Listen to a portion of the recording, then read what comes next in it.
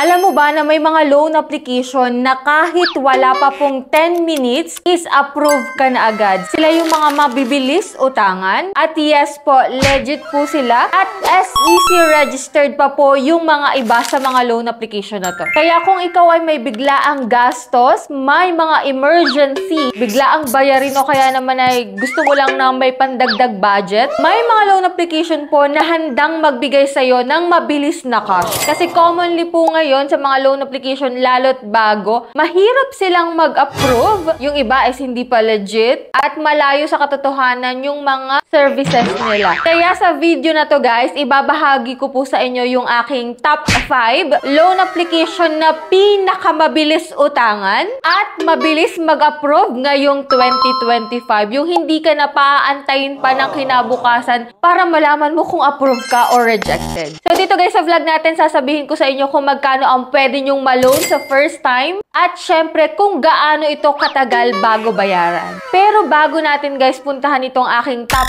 5 loan application na pinakamabilis utangan at mabilis mag-approve ngayong 2025, kung hindi ka pa po dyan nakasubscribe sa aking YouTube channel, nako, don't forget to click the subscribe button, turn on the notification bell, and be updated lagi sa ating mga latest vlog. At syempre, ito na po yung aking announcement sa aking unang lucky winner for today's video. So congratulations na po sa iyo agad. I-claim mo na po yung prizes mo sa aking Gmail account. Mag-PM ka na po doon. And don't forget din po na i-like itong video na to. Mag-iwan ng comment dyan sa comment section. At i-share tong video na to para at least maraming makapanood at maraming maka-join sa aking pamanting cellphone giveaway. So every last Monday of the month po ang aking announcement doon. Kaya stay connected, stay active. So ngayon guys, puntahan na po natin itong aking top 5 na so far talaga para sa akin po is sila yung mga pinakamabibilis magpautang. No waiting time. Mabilis mag-approve ngayong 2025. So if you're interested sa video na to, so keep on watching.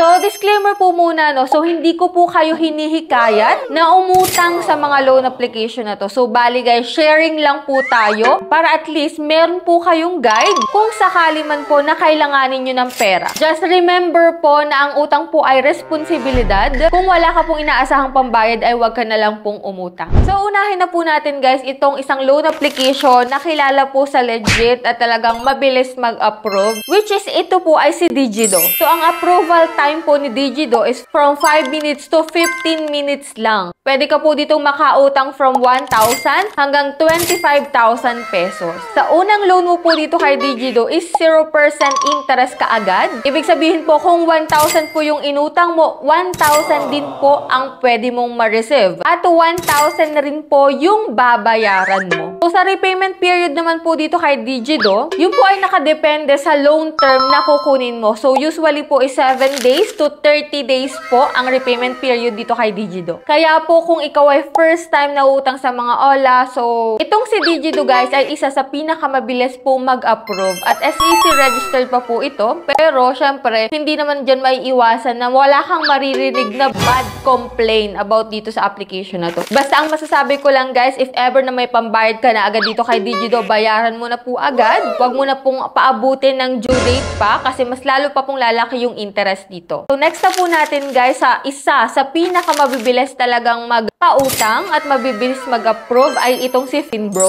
Kilala po si Finbro sa fully online application. Wala po ditong pila, wala ka rin physical documents na ipapasa. So commonly guys, ang approval po dito kay Finbro is usually 5 minutes to 15 minutes. Loan amount po is from 1,000 hanggang 50,000 pesos. Ang repayment terms naman po dito kay Finbro is from 10 days hanggang 6 months. So, depende na rin po kung anong pipiliin mo. Pero kapag po ikaw ay first-time borrower, usually po is nasa 30 days to pay. Kaya kung kailangan mo po ng mas malaking halaga, mas magandang option din ito si Finbro.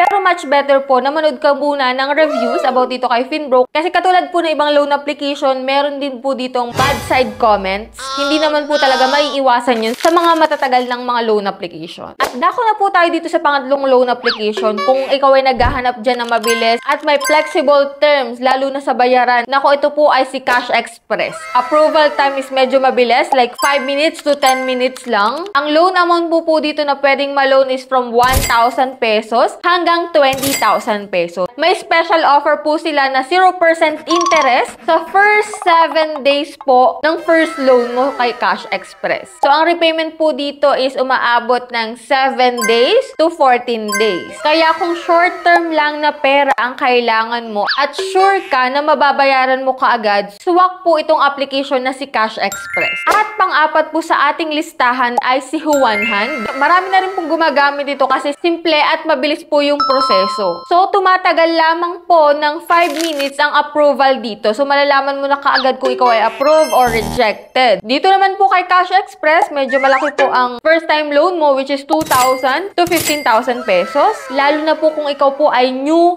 users. Pwede pa po yan tumaas kapag po ikaw ay repeat borrowers at may mga ilang documents ka ring ipapasa. So, ang repayment terms po dito kay Cash Express from 1 month, pwede pong 3 months hanggang 6 months to pay. So, SEC registered po ito at syempre flexible terms po yung repayment period kasi may option sila doon. Ikaw na lang talaga yung mamimili kung hanggang kailan mo siya pwedeng bayaran at marami na rin pong nakautang dito. So, ngayon guys, medyo may ilang complaint lang na medyo mataas yung interest kay Juanhan. May mga ilang documents kang ipapasa na medyo mahirap daw po mag-approve. So, may mga ilang complaint din dito about kay Juanhan. So, nasa sa inyo na rin guys kung magta-try kayo dito. Pero para sa akin guys, isa po siya sa mabibilis po talagang mag-approve at mag-release ng pera pag ikaw po ay nangailangan talaga. So, panghuli po sa ating list, syempre hindi mawawala to guys, ang GCash G-Loan. Kung ikaw po ay verified user ng GCash, syempre may good transaction history ka, automatic may chance ka po ng instant loan dito kay GCash. Bali, may 3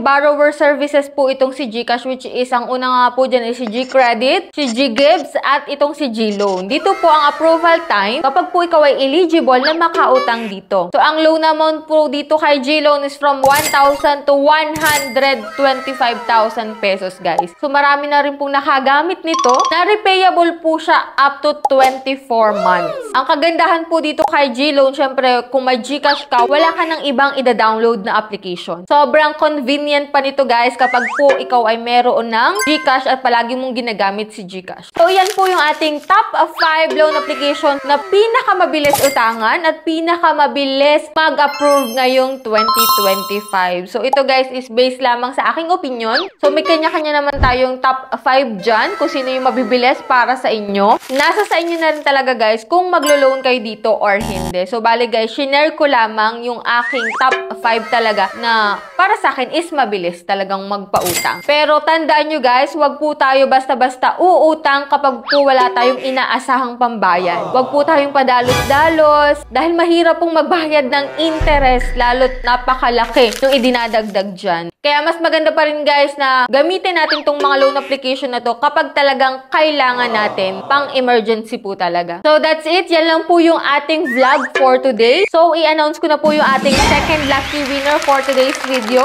Congratulations po sa'yo. So i-claim mo na po yung iyong prizes sa aking Gmail account. I-PM mo na po ako doon. So for those na hindi pa dyan nananalo, huwag kayong mag-alala guys. Stay connected, stay active lang. Baka malay nyo sa susunod kayo na po ang winner namin. And yan, that's it. Sa mga hindi pa dyan nakasubscribe sa aking YouTube channel, kindly click the subscribe button, turn on the notification bell, and be updated lagi sa ating mga latest vlogs. So bye-bye na muna for now guys. See you on my next video.